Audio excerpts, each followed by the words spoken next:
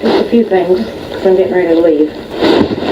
But the other day, started out when I asked you to come out here and you just texted what was disrespectful, because, you know, I said come out. I'm not apologizing to you. I'm sort of telling you, I didn't say you were stupid or an idiot. I said you were being stupid and being an idiot, which implies in and of itself that you're choosing the behavior, which you were. You were being stupid, and you were being an idiot, and you continued to be stupid and to be an idiot. But that was your choice. The way you spoke to me was disrespectful. And you're right, I'm not your mom. If I was your mom, you wouldn't have had the nerve to talk to me that way. And had you been stupid enough to talk to me that way, and I was your mom, you'd have been picking yourself up off the floor. Okay? That's a straight out fact. Straight out. My kids do not have the guts to talk to me that way, or to my parents that way. So, I mean, I can tell you don't care what I say. You think you got away with murder. You think you stormed out of here Friday, didn't tell anybody where you went. You stormed out of here Saturday, didn't tell anybody where you went. You think that's cool. Well, there's a penalty to pay for what you did. You will be paying it. There will be punishment. You didn't get away with it. You got your phone back because we didn't want your mom to throw a fit and take Violet out of school. I don't care if you tell your mom that. I don't care what you tell her. She's been threatening to leave and take Violet so Violet couldn't go to school. So Violet's in school today. So you got away with what you did because your mom is a manipulative witch. Okay? I don't care what you tell her, because that's what she is. If you can tell her, and then she's going to yell at Papa and Grandma. So that's your choice. Okay? I'm telling you facts straight up. That's what she is. So if you tell her you're making life hell for Papa and Grandma, I don't care if we all know it. We all know it's a fact. We all have to bow to her demands. When she calls and wants to talk to you and throws a fit, we have to give you back your phone, don't we? Because why? If we don't, she's going to take Violet and run away. Well, Violet's in school now. So should your mom decide to leave and take Violet, they will come after her for truancy. I don't care what you tell her. You don't appreciate being here? Too bad. You're here. Your mom has no money to get you home. You don't have money to get you home. You try hitchhiking, I'll call the cops. You do not leave this home and go all day because you feel like it. You do not tell me you are taking your skateboard and leaving. You ask me out of respect. I don't care how old you are. You ask me out of respect. Is it okay if I go ride my skateboard? Just like you've been doing the whole time. Or, hey, honey, I'd like to go ride my skateboard. Okay, I see you. You do not just walk out of this house and do whatever you want. You are still a child. And you were being stupid, and you were being an idiot, and continued to be one for the weekend. However, you are smart enough to understand that that means you made the choice. You are smart enough to know that I did not say you are stupid. You are an idiot. But you chose to pick a fight. You chose it. You weren't having a psychotic break. You were being a jerk and an ass. And that will not happen in my home. You had Riley and Mitchell so upset. Riley has been on the verge of a panic attack all weekend because of you. Because of you. When I get back today, there are consequences. Papa and Grandma are aware of what you've done. They're aware of your little black corner of hell, which is going to disappear. Because this is a Christian house. You will not force your views in this house. You are a guest here. If you do not want to be my child, my kid, which I know I'm not your mother because I have a brain. And like I said, if I was your mother, you wouldn't be acting the way you are. You'd have half a brain in your head if I'd been your mother. So you can choose to do whatever you want. But you, just like God gave his son for us, and you choose not to accept that gift, You choose not to accept the gift of being part of our family. You threw it in our face. We've offered you a free gift. We've offered you a home. We've offered you, you're the brother. I know you're not mine, but I've told you that. You're not my son, but you're my kid. But you threw that in my face. So you are now a guest here, which means you will follow guest rules. Which means you'll stay out of my bedroom. You'll stay out of my stuff. You'll quit shoving stuff in cupboards where they don't go, where I can't find it. Because I'm sick of it. All of the stuff I'm sick of, instead of just letting it slide because you're a kid, it's not going to slide. You chose that. You took our hospitality, you took our love, and you threw it in our face. And slapped us in the face with it. Just like your mother's done to me over and over through the years. No matter what I do, it's not good enough. No matter what I do, she hates me. No matter what money I spend, no matter what things I do, no matter how many times you and Violet have come stay with me because your mom couldn't handle it, doesn't matter. She throws it in my face. She throws it in Papa and Grandma's face. I said, I don't care what you tell her I say, but know in your head, because you are smart enough, that should you choose to make your mom mad on purpose, she takes it out on Papa and Grandma. And when Papa and Grandma are dead, where do you think your mom's going to go? Because Papa's on the verge of a heart attack. Papa's going in for surgery. I'm sure your mom doesn't even know that. Okay? Papa's not doing well, neither is Grandma. And your mom doesn't care. She's selfish, manipulative witch. She manipulated you to get what she wanted. She didn't want you loving us. She didn't like the pictures of you being happy at your birthday. She didn't like that. So she got you all worked up and got you miserable. So you're not happy anymore, are you? You're miserable and we're miserable, and she got what she wanted and you gave it to her. So I hope you're proud of yourself. So use half of the brain that you have, and remember that whatever you want to talk to your mom about, she takes out on Papa and Grandma. You keep that in mind. She doesn't take it out on me. She don't have the nerve to take it out on me. If she wants to get in her car and drive here and take it out on me, I'd be happy to meet her head on. She doesn't talk to me. She doesn't call me and yell at me. She doesn't scream at me. She screams at Papa and Grandma. And Violet gets to hear it all. And Violet lives in the hell that your mother is creating and that you've allowed her to create. Because you were pretty happy a week ago. And you weren't faking it, and don't tell me you were faking it. Okay? You want to be a little girl who cries yourself to sleep at night? Go live somewhere else. I've already told you. There ain't no little girl sharing a bedroom with my 17-year-old son. And you've made it clear that we're, you've thrown everything in our face that we've given you, that we've offered you. You crossed a line with me of disrespect, and that if you don't see that, there is something wrong with you. Then you are an idiot. If you don't see what you did was, what did I do? What did I do? What did I do? What did I do? What did I do? Okay? Screaming that in my face, number one. What did you do?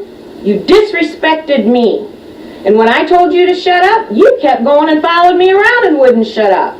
And you had this whole house in chaos. And I just told you, you just left and went wherever you wanted without telling anybody. You're a child. What did you do? Screaming and yelling and throwing a fit. Because you were being stupid and you were being an idiot. And you weren't listening. So you threw a fit. Because your mom had you worked up into a frenzy waiting to pick a fight. I was trying to do something fun and I would come out to the room with whatever. And you're like, what? Well, first of all, if I tell you to come out here, you don't text back what? You bring your butt out here. So we start with that. But that's something a kid would do. But what you did screaming at me and yelling at me and not stopping, that was disrespect beyond a level that I just told you my kids wouldn't do. So you're right. And I take their phone away, first line of defense. My kids Well, first line there is they'd have been picking themselves up off the floor. If they'd have had the guts to talk to me the way you did, if they were that stupid, they'd have been on the floor. And that's what Papa asked me. Papa said, how did you not slap his face off? And I said, I locked him outside because you were about to be hurt. And you can tell whoever you want. You don't get to run the household. You're a child. I'm the adult. So I didn't hurt you. My kids would have been on the floor. You want to say I'm not your mom, you're right. Because you've never seen my children talk to me the way you talk to me. So what did you do? Think about it. Think about it. Quit being stupid. Quit being an idiot, which means you're choosing it. Because you know I've told you you're not stupid and you are not an idiot. But let me tell you, brother, you certainly act stupid and act like an idiot a lot of times.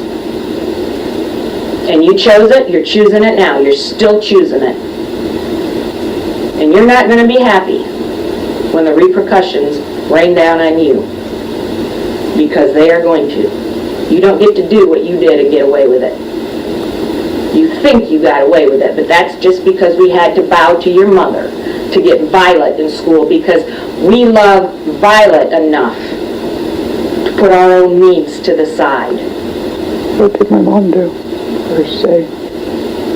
How would I know? Well, then why you The school knows every time your mother calls you. I know when your mother calls you. Because we're not stupid. Because we can see your attitude change. So, how do I know what your mom said? I don't know. But I can take a guess. I can take an educated guess at the things that she's told you. I can take an educated guess that she got you stirred up and riled up. Because I know you. I know your mom. I know your behavior. I know your mom's behavior. So I can take an educated guess. And your mom was looking for any reason to pitch a fit and grab Violet and leave before school started. And she tried her best to pick fights with Papa and Grandma and Connor. And the things that she said to my son are unforgivable. What did she say? Doesn't matter. Yeah, it does. Not to you it doesn't. It does. But it matters to me. That he's my son. How am I supposed to believe you if you don't tell me what he said? I don't care if you believe me. You're a child. I don't have to make you believe me. I can tell you to do whatever I want. Guess what? Aren't you glad that I'm not insane? Because I'm in charge. And you're not. What did my mom say? Doesn't matter. Yeah, it does. No, it doesn't matter to you. Against me. I'm not holding it against you. I'm not holding it against you. I have given you nothing but my love and my time and my energies. The same as I give my children. I have given you my prayers 30 times more than my children get. Weird priorities, because they're not going to work on me. That's what you think, but you know what? I'm going to hell. We dedicated you to God and we gave you to God. And one of these days, Satan's going to realize that we've already won the war. No, you haven't. Well, that's fine. But you're going to shut your mouth with that talk. Because it's not going on in this house. Is that understood? Yes, ma'am. And do not leave this house without telling me, asking me, where you're going to go again. You leave like that again and there will be repercussions. Because the police won't put up with it.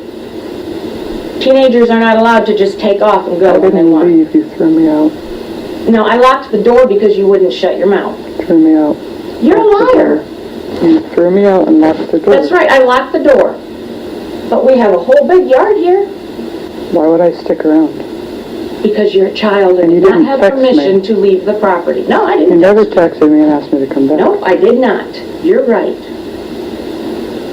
I was really hoping the cops would pick you up, but apparently you can hide out good enough in the cornfield. Did he call the cops? I know. Did I? That explains why there are so many pigs about. It might.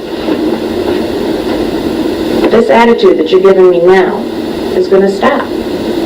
You can keep doing it and thinking you're smart.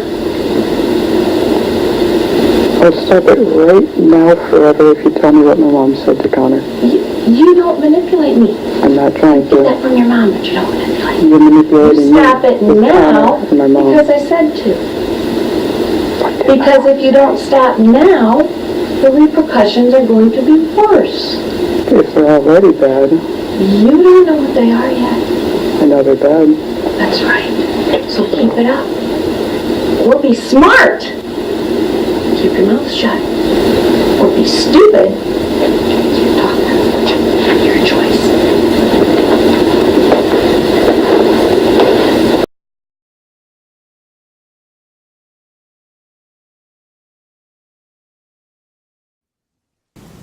My son called me again in the same predicament of she's screaming in the background and he can't handle any more of it. He's having a total breakdown. And I hear her demanding he give her his phone. This is when things got really scary for me because I knew what could happen if I lost communication with my son. I hear her screaming at him to give her his phone. And I said, don't, Carpenter, don't do it. And I heard what sounded like she attacked him. And I said, Carpenter, run to the police station. I knew it was close by the house there. And I said, don't give her your phone, run to the police station. So that's what he did. And I heard what sounded like a physical altercation going on. And I listened as he was running and running and running. And then he got on the phone and he said that the police station door was locked. Or he said that it was closed. And so I got off the phone with him for a minute and I called the police department and told them my son was out there, he needed help. And they said that there was a bell that he had to ring. And so before I could call him back to tell him that, my sister sent me a text message saying that she reported him as a runaway. So he went to a friend's house and he hung out there for a while, but he couldn't stay the night. I went and got my daughter out of school and I began the 2,500-mile drive to Washington because my sister wouldn't put him on the bus.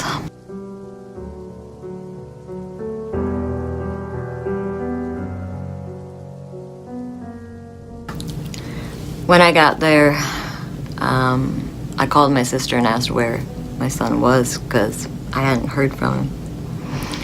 And she wouldn't tell me. I eventually found out that he was at an inpatient mental health facility, but I was not told why. I called the place he was at and told them that I was his mother, that I was there to get him.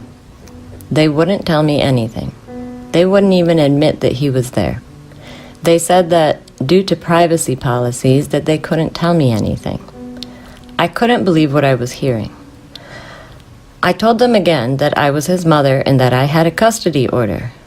They wouldn't tell me anything, and they also spoke to me as if I was garbage. So while I was broke down in Nebraska with my daughter, my son had returned to my sister's house because he had nowhere else to go. My sister knew I was on my way, and so in order to keep my son from me, she called 911 and told them that my son was trying to kill himself. She said that he was trying to kill himself. He was trying to get to me. He was trying to get away from her. He was trying to get help, is what he was doing.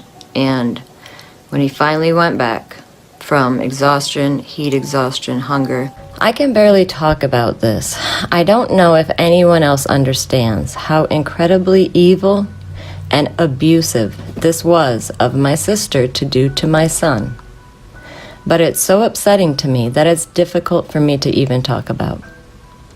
When the police came to her house and my son, scared angry and confused, told them that he was not trying to kill himself, they wouldn't listen to him. He tried so hard to tell them that his aunt was lying and that she was crazy and abusive, but the more he tried to explain the situation, the more aggressive they became with him. And in the end, they wrestled my son down and tied him down to a stretcher. His hands, feet, and head tied down. He was hauled away to a place he didn't belong and forced medication that he didn't need for 2 weeks. The more he told the truth to the doctors and therapists there, the more they treated him like he had mental health issues. From what I understand, my sister told them that he was schizophrenic.